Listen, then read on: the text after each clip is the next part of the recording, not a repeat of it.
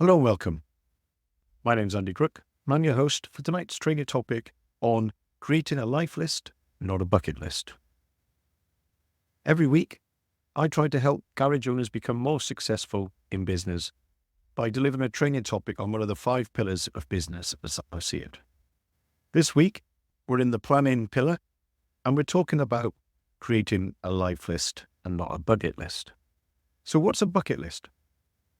A bucket list is something people create when they're thinking about the end of their life, when they're thinking about dying. What they're looking to do is checking off items before they kick the bucket. This all sounds a little bit boring and depressing and not very inspiring. But a life list is about planning today to realize your dreams tomorrow. A life list is about continuously improving. It's about personal growth. It's about legacy. It's definitely not about checking boxes. It's about building your future. It's about creating something that motivates you to keep pushing forward every day. I call it personal vision. Isn't about grand or impossible dreams. It's about intentional, achievable goals that will stretch you. I use a 10-year health, wealth, and happiness target. What does that mean?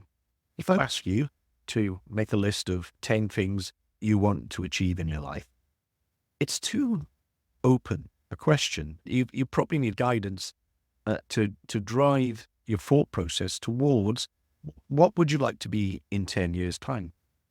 I've broken it down to, and most people are aware of the fact that they have in the back of their mind some sort of health, wealth, and happiness goals. If we formalize that by creating a list with some options, it starts to make people think a little more intently about what they're going to do. One of the things I ask people to look at when it comes to the health section, I've got a form for this that I use, but I'll just give you some examples. There's about 10 things on each of these areas. So there's about 30 things you could consider to get you thinking about creating that intentional, achievable goal for yourself.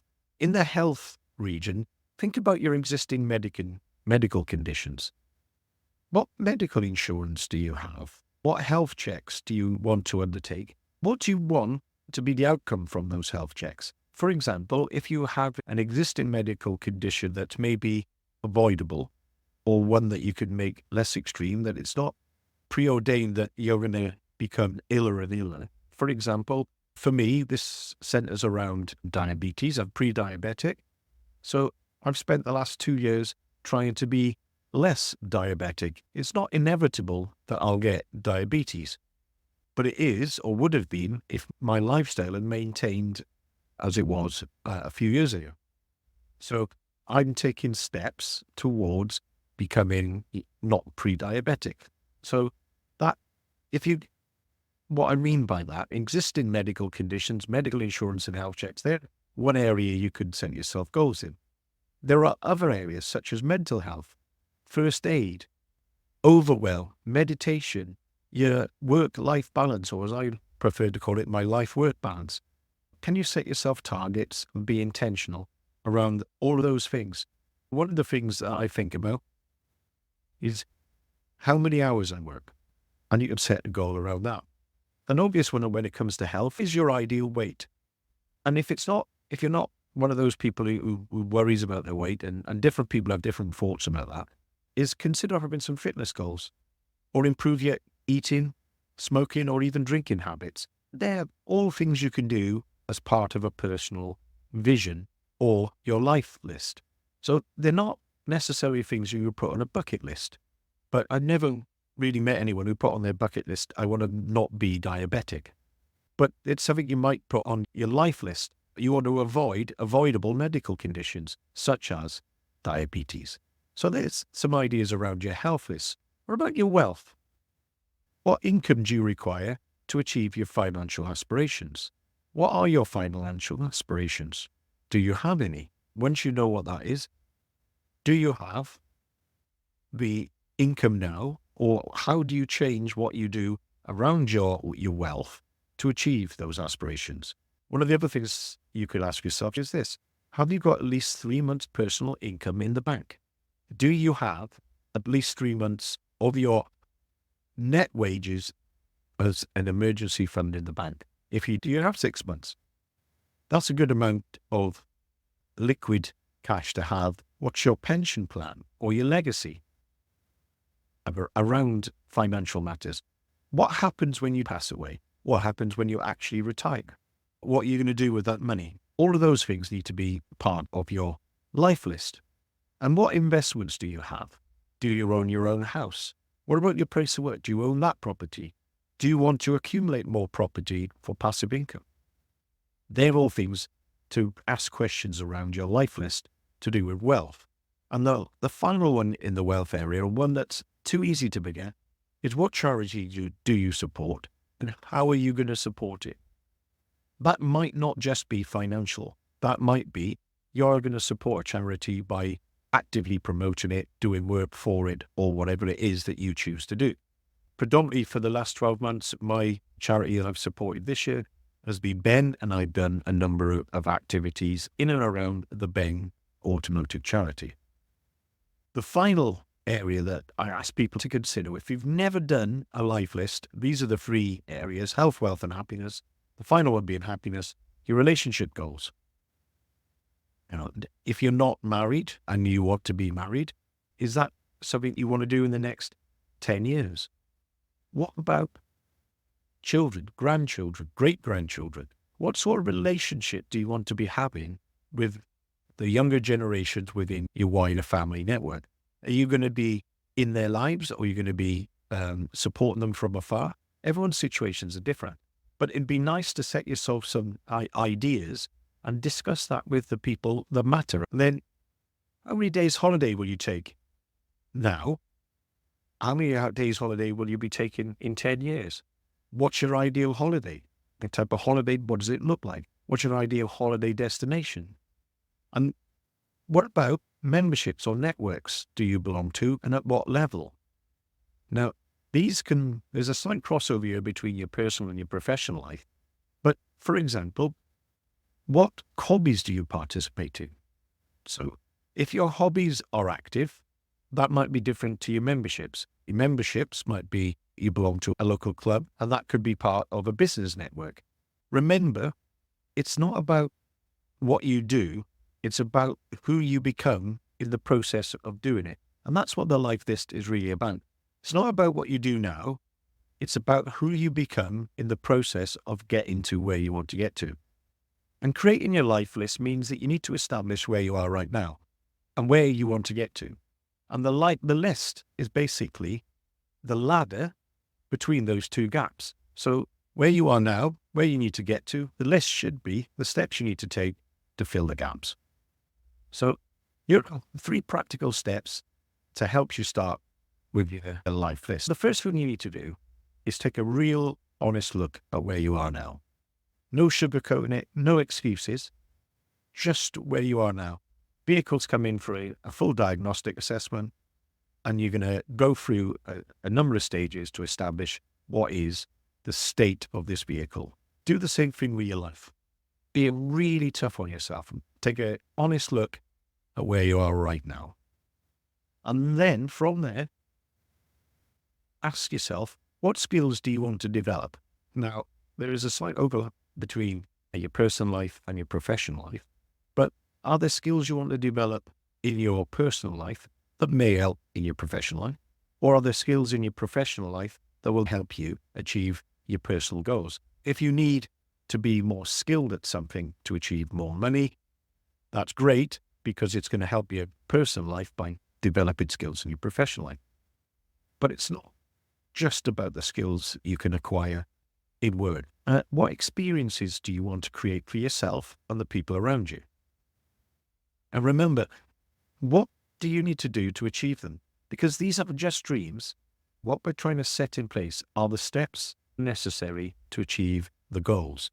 It's really easy to write down something so far away from where you are now that you can't see any tangible link of how you're going to get from the place you are and the place you want to get to. But there are always steps. And what you need to think about is, what do you need to do to get there.